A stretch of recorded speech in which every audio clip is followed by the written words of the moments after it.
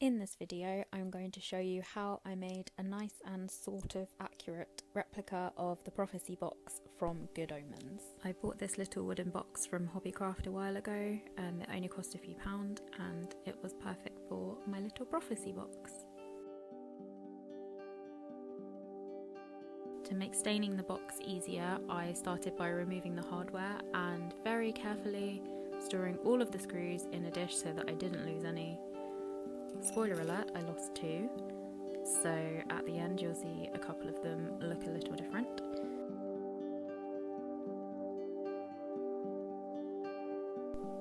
I worked on this project over quite a few months and I'm no expert in continuity, so please enjoy my ever-changing manicures.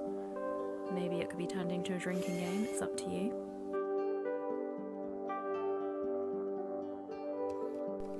I re-watched Good Omens to get some references for this project, and annoyingly the box is always just off the side of the screen. There aren't any full shots of it at all, so all I got was that it's dark brown, it's got a green velvet lining, and there is a hole in the front. So I've done my best with what I could find. For the colour of the box, I managed to find a sample of wood stain on eBay for 99p. And it was a pretty good match to the colour that I wanted, but I'm sure watered down acrylic would do just as well.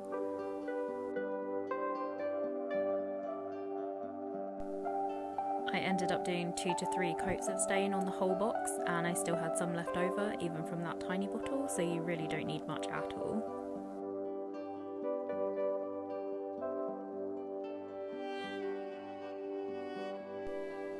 Even though it only features a couple of times in the show, I fell in love with the box that the Device family keep their Prophecy revision cards in. I love to think that it's been passed down through generations and generations of witches, and they've all added their own touch to the cards.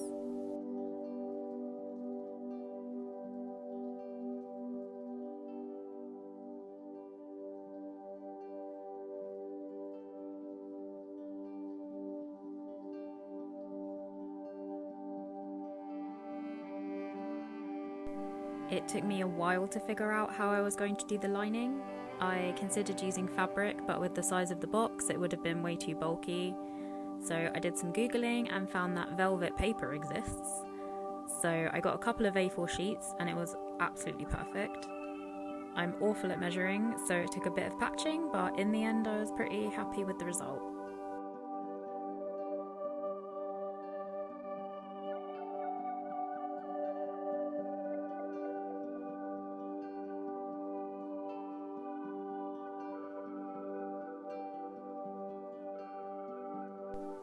I gathered as many prophecies as I could from the original Good Omens text, the script book, the Amazon series, and from good old Tumblr. Fun fact, after owning and using this typewriter for years, it was halfway through typing out a load of prophecies that I realised I've been threading the paper wrong the entire time.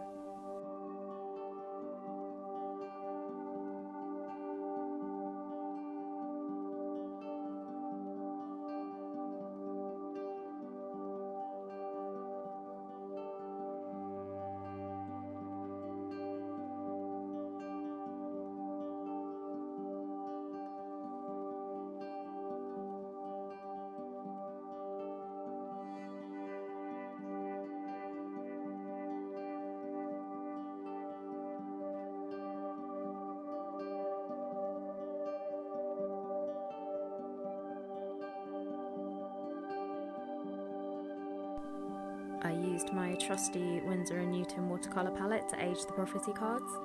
I stained all of the cards to different extents because I wanted it to look as if the cards had been created through the decades by different witches.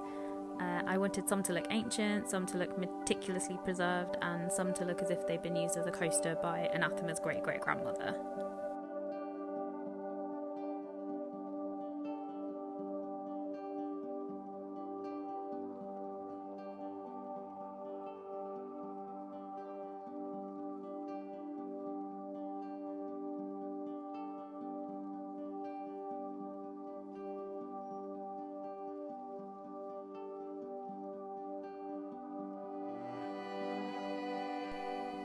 After the staining, I used this tiny file I got for 30p at B&Q and some scissors to rough up the cards to make them look well used and dog-eared, as if they've been rifled through for years and years.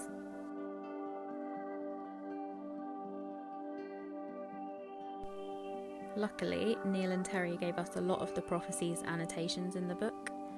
The fonts and pen colours I used were inspired by a prop that Neil Gaiman himself made as an example for the art department when making the show.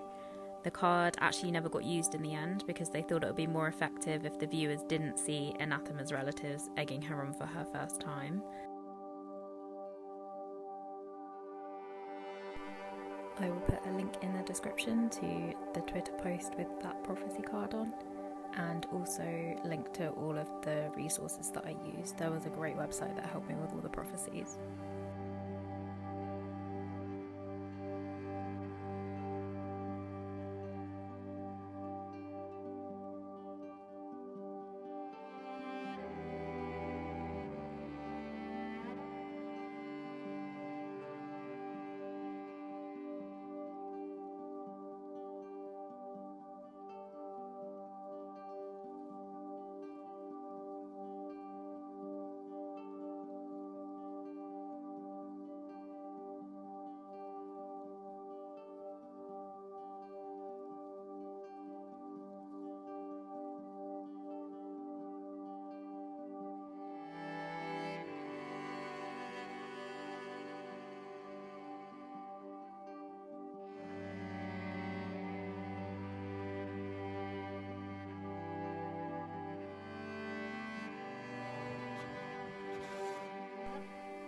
Quite a few of the annotations refer to clippings, so I wanted to make those too.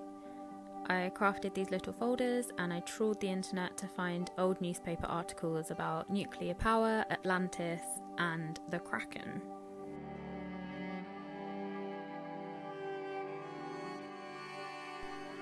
I printed these, weathered them the same as I did with the prophecy cards, and I labelled each one with a clipping number.